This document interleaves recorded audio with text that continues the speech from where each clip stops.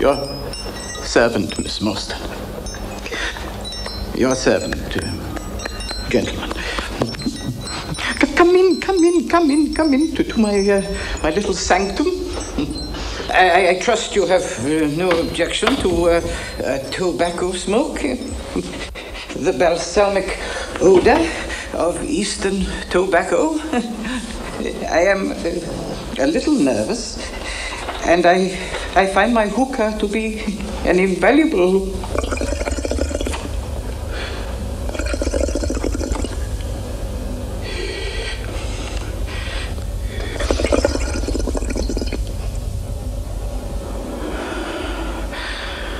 sedative.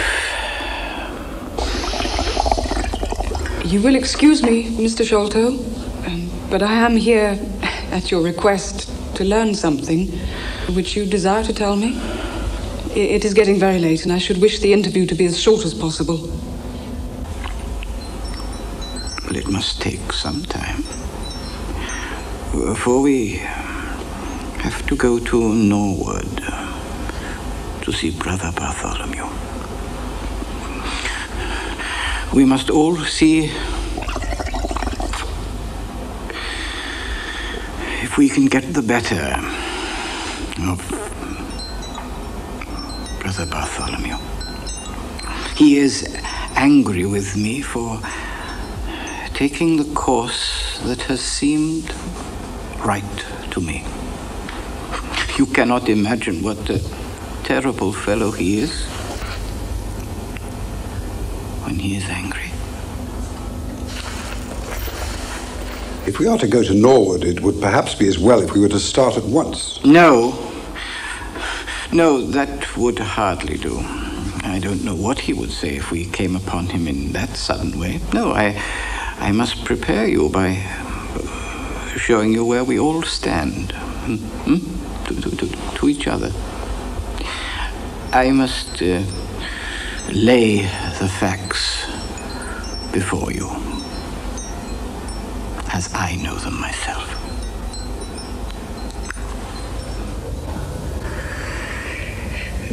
My father, the late Major John Sholto, came to live at Pondicherry Lodge in Norwood some 11 years ago.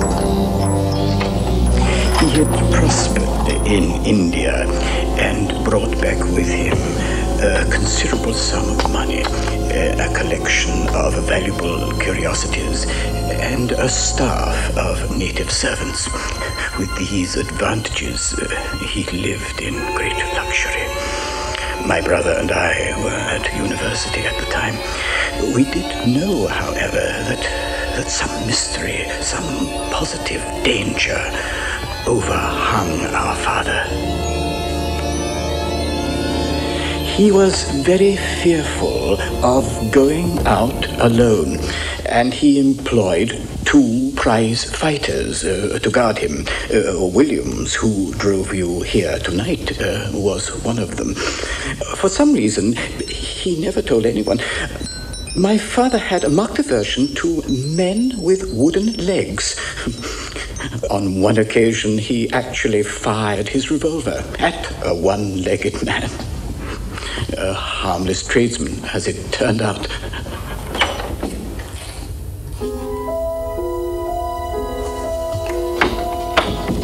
Oh, yes, I remember we had to pay a considerable sum to hush it up. Then, suddenly, my father received a letter. It was obviously a great shock to him.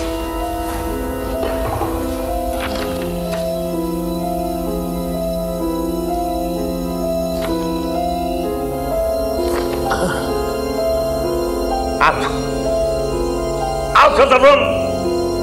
Out of the room!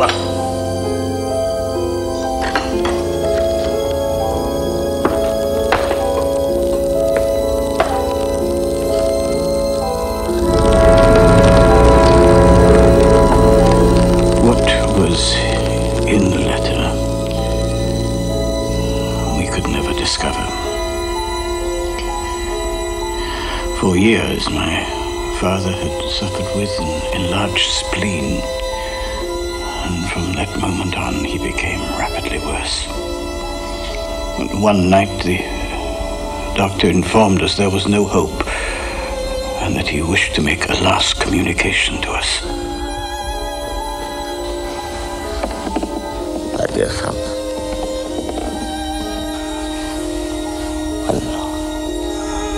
when we were in India, my friend Morstan and I came into possession of a considerable treasure. I brought it home with me to this house, where it still lies.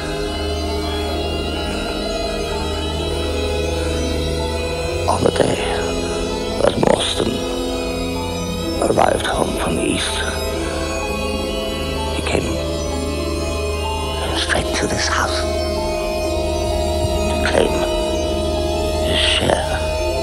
We gave our word, Sholto. A promise! We gave our word and our oath. Babbling man. Another life. Another world. A solemn promise. You tried to betray me, Morstan. If you dare to cross me, my God! The man is dead now, Calder. You have nothing to fear, sir. I will arrange everything. And so it was done, Miss Morstan. In secrecy, of course, but with respect. This is disgraceful, Mr. Sholto. Your father's behavior was quite unforgivable. Please, Doctor. I knew in my heart that he was dead. My father was not a well man. I'm only glad he did not suffer. You're very brave, Miss Morstan. What concerns me now is the reason for this quarrel. I cannot imagine how my father came to be involved with that treasure. I'm afraid that is not clear to me, Miss Morstan. I can only tell you my father's instructions concerning it.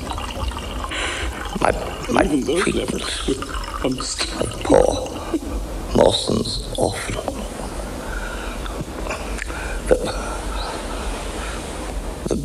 The greed, the cursed greed that has been my besetting sin throughout my life has robbed her of the treasure. Half of which, at least, should be hers. You see that chaplet there on the quinine bottle. I had the design of sending it to her, but I could not bear to part with them. You, my sons, will see that Miss Morstan gets her share. My father was dead.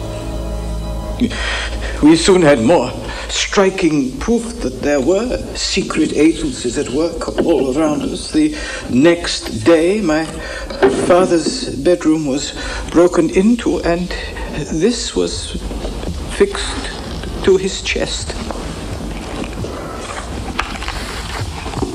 Remarkable. It is the Sikh symbol for the numero 4.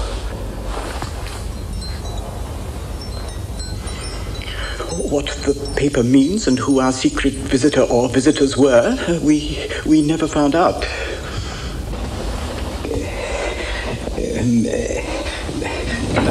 My brother and I were much excited, as you can imagine, of the treasure my father had spoken, but try as we might, we couldn't find it. It was maddening to think that the hiding place was on his very lips when he died.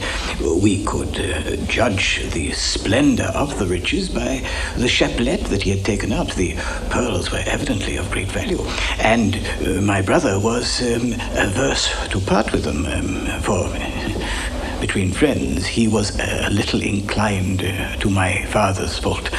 And it was all I could do was to persuade him to allow me to send Miss Morstan a detached pearl at regular intervals so that she would not feel destitute. It was a kindly thought. It was very good of you. We were your trustees. That was the way I looked at it, although my brother did not altogether see it in that light. We had plenty of money ourselves. It would have been in such bad taste to have treated a young lady in so scurvy a fashion. Yesterday, an event of extreme importance occurred. We